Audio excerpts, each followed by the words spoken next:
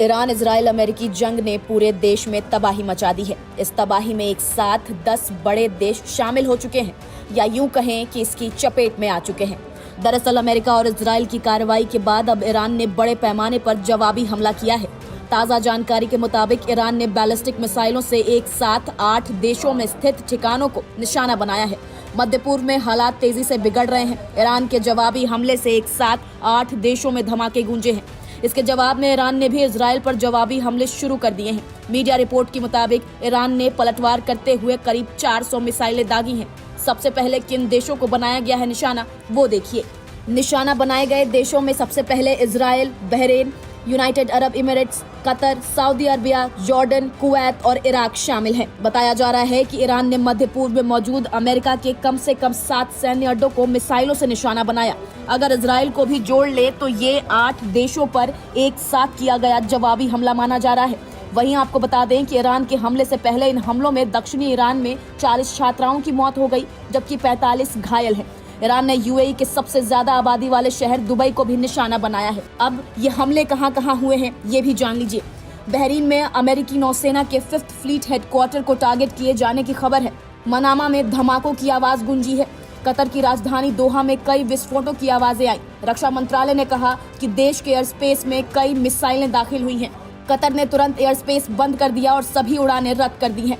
Qatar Airways ने दोहा आने जाने वाली उड़ानों पर अस्थायी रोक की पुष्टि की है। यूएई में अल धफरा एयरवेज को निशाना बनाया गया। अबू धाबी और दुबई में धमाकों की खबर है। कुवैत में अल सलेम एयरबेस के पास सायरन और धमाकों की आवाजें सुनी गई। सऊदी अरब और जॉर्डन में भी अमेरिकी ठिकानों को निशाना बनाए जाने का दावा किया गया है। इराक में बगदाद के दक्षिण जुफ अल सखर इलाके में एयर स्ट्राइक के बाद कम से कम 2 लड़ाकों की मौत और 3 के घायल होने की खबर है। बहरीन ने इसे अपनी संप्रभुता का उल्लंघन बताया और इमरजेंसी उपाय लागू करने की बात कही है। यूएई ने भी संकेत दिया है कि वो इन हमलों का जवाब देगा।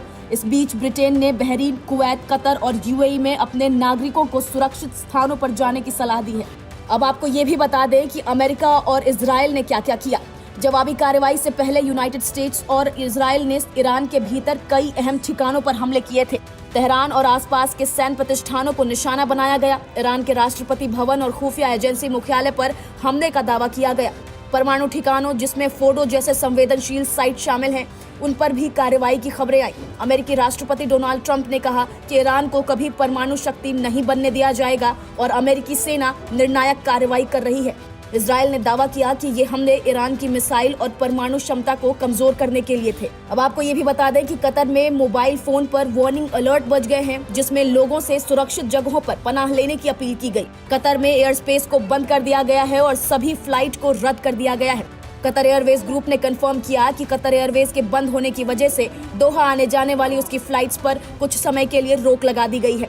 एयरलाइन प्रभावित यात्रियों की मदद के लिए सरकारी स्टेक होल्डर्स और संबंधित अधिकारियों के साथ मिलकर काम कर रही है और एयर स्पेस के फिर से खुलने पर ऑपरेशन फिर से शुरू कर देगी।